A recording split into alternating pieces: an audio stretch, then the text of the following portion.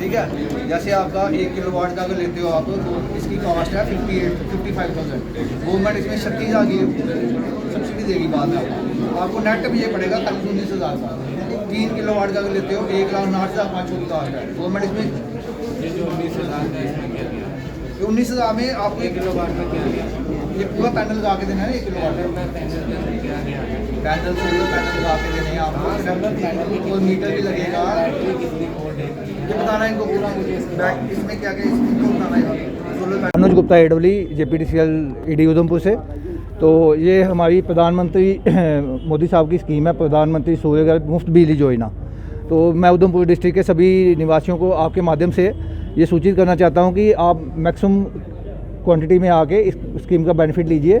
इस स्कीम में आपके सोलर पैनल्स आपकी छत पे इंस्टॉल किए जाएंगे और आपके बिजली का बिल जो है मंथली काफ़ी रिड्यूस हो जाएगा। इसमें हमारे पास अलग अलग कैटेगरीज में अलग अलग तरह के डिस्काउंट दिए गए हैं, सब्सिडी दी गई है।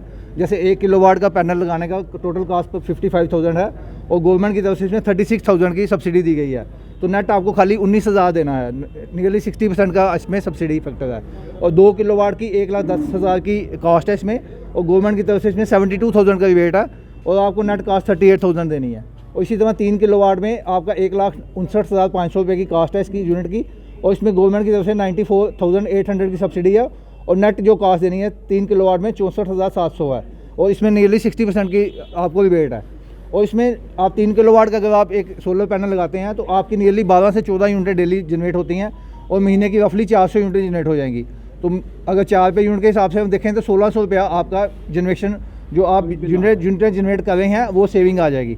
अगर आपका 1,500 रुपये महीने का बिल आता है एवरेज तो वो 3 किलोवाट का इन्वर्टर ये सोलर लगाने से आपका वो बिल नियरली 0 हो जाएगा। इसी तरह 2 किलोवाट में 8 यूनिटें पर डे आ रही हैं तो 200 से 250 यूनिटें महीने की आ जाएंगी। तो उसमें भी एवरेज 1,000 रुपया आपको कॉस्ट फैक्टर रिड्यूस हो जाएगा।